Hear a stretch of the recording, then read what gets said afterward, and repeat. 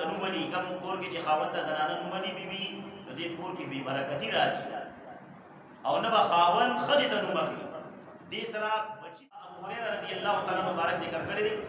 چې من قام ليله القدر څوک چې ودرېده یعنې قیام یې وکړو الله پاک ته عبادت وکړو نفل وغیره وکړل په شپه د قدر کې ليله القدر ایمانا و احتسابا د ایمان په حالت کې او بل د ثواب په نیت باندې احتسابا دي ثواب د الله د رضا نور څه مقصد یې نه و نو چې چا قیام په ليله القدر وکړو د ایمان په حالت کې او د ثواب په نیت غفر له ما تقدم من ذنبه بخنه به وکړي شي دته د هغې ګناهونو چې هغه مخکې ده کړي ټول ژوند کې مخکې شاته څومره ګناهونه کړي ټول به الله پاک بخښي په ليله القدر کې چې الله پاک ته قیام رمضان ایمانا و احتسابا غفر له ما تقدم من ذنبه او چا چې روزه د رمضان مبارک ونیوله د ایمان په حالت کې او د ثواب په نیت باندې د الله د رضا لپاره دته هم سابقه ټول ګناهونه حدیث مبارک ام المؤمنین عائشہ صدیقہ رضی الله تعالی عنها مبارک فرمایي چې ما عرضه قلت یا رسول الله اے الله رسول صلی الله علیه وسلم خاوند ته کور کې نوم مال دې سره کور کې به برکت راځي دا به ادبی نه خاوند ته خاوند ولې خاوند خدای الله پاک نوم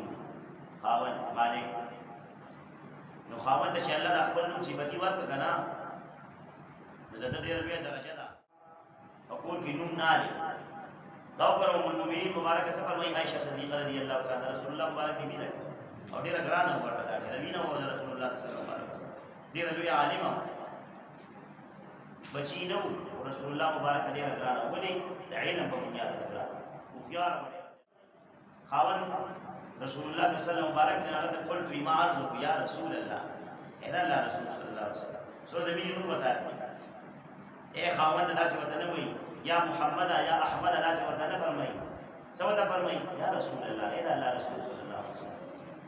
دا خبره زه ته دې رااله چې بعضی کور کې چې خاون ته زنانه نوم ونی بیبي نو دې کور کې بې برکتي راځي او نه به خاوند ښځې ته نوم اخلي دې سره بچي کور کې چې خاوند ته زنانه نوم ونی بیبي نو دې کور کې بې برکتي راځي او نه به خاوند ښځې ته نوم اخلي دې سره بچي بالکل به یو بل ته نوم نه اخلي بل نوم کې د وړو پلار وایه پلانکي پلاره د مشر زوی نوم د شعیب دی د شعیب پلاره بل څه وایه او بیبي ته هم نوم نه اخلي ځکه چې دا واړه بیا دا یادوي دا نه مې نه سره څومره هوښیار اوس د نن سبا د 2 کالو ماشوم هغه شان هوښیار نور پوهېږي ته به دا کوم ځای کې دا کار زده کوي دا زمونږ کوتاهۍ دي کوتاهۍ د مور او پلار بدپرهیزي دي د بچو په مخ کې به داسې خبره نه کوي چې د بې ادبي د بچو په مخ کې به پلار او مور خپله ژبه کنټرول ساتي هله به د بچي صحیح اخلاقي تربیت کېږي